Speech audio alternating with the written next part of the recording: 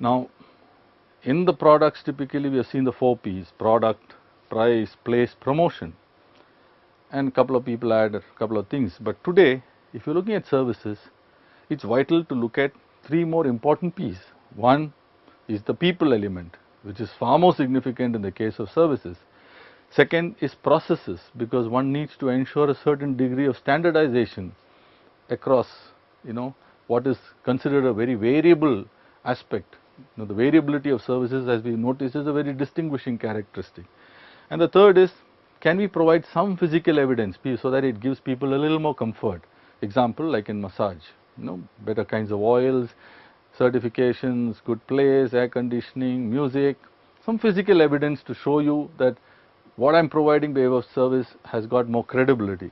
So, in short, we are going far beyond the 4 P's, and it's vital for us as marketers to understand this critical distinction.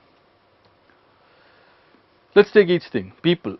As we've seen before in the examples I've talked about, like the Eureka Forbes thing or a computer, well-trained people, whether it's your own people or your franchisees or your associates or business channel partners, it's important that their staff and the customers and the intermediaries are all kind of interwoven into the service, because that's what determines whether what is finally received as output is favorably perceived or not, their satisfaction.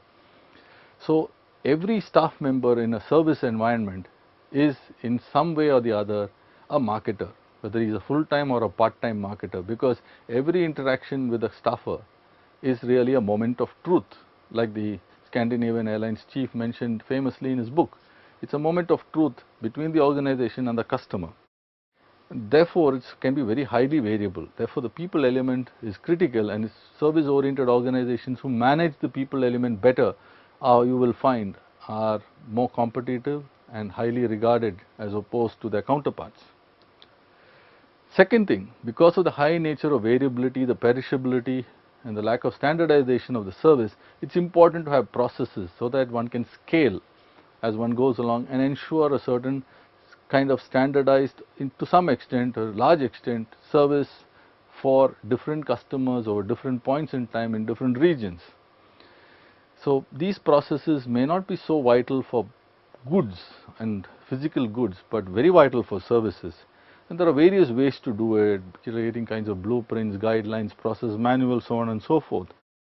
Some people also go one step further. There are certain sub steps within each service or processes, and they try to de-skill it, that is, make it less and less people dependent. You will see this today happening. For example, if you take ticket booking, and you can do it online, it substantially takes away the variability in terms of different ticket clerks at the railway station. That's a very simple example of showing you how one can de-skill certain processes.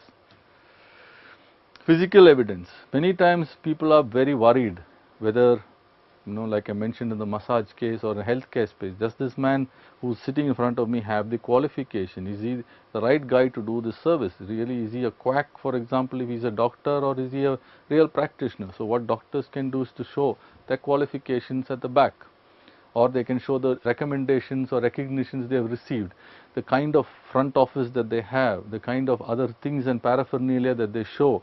Many doctors today really don't have to wear the stethoscope around their neck or have a white coat, but by putting that white coat and a stethoscope, it makes the patient feel that he is a doctor, a professional. Touching the patient also many times doctors need not do, because the reports already tell them a lot of what the problem is, but they do it just to reassure the patient. So, is there physical ways by which you can communicate the way you are delivering the service is the way the customer expects it to be? So, it gives some indication of the service. So, importance of building staff uniforms or brochures or other things can really help in ensuring that you are providing service better. Apart from the marketing mix, a very important aspect in services marketing is measuring service quality. And for this, we have a very interesting scale, a very interesting model really, the Rater model, developed by 3 people, Parashuraman, Zeitalmal and Berry. Now, they created a very composite kind of a model involving 10 parameters, which was then folded into 5 parameters, and it is therefore known as the Rater scale for short, each letter in Rater standing for something.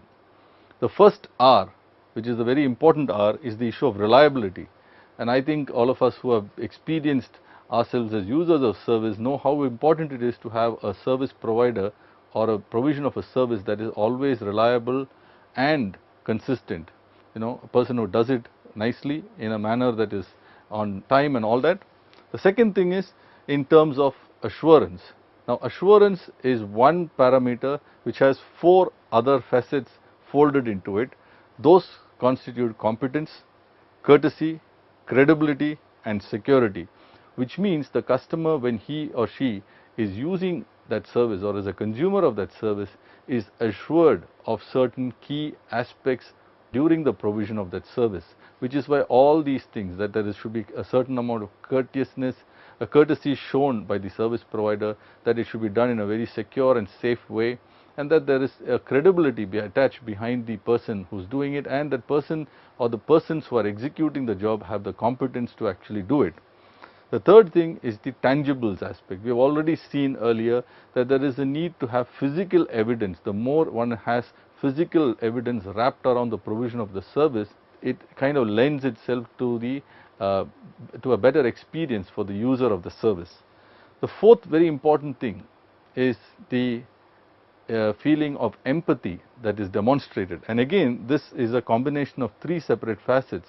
One is access, that is, I am able to access those who are responsible or those who have the authority to ensure the proper delivery of the service.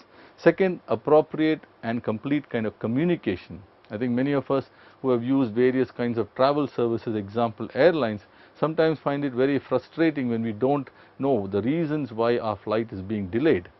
And the third thing is the understanding of the consumer. If something does go wrong, how do the people on the ground in key levels actually, you know, understand what is happening with the consumer, why it is so vital for the consumer, and does something about it.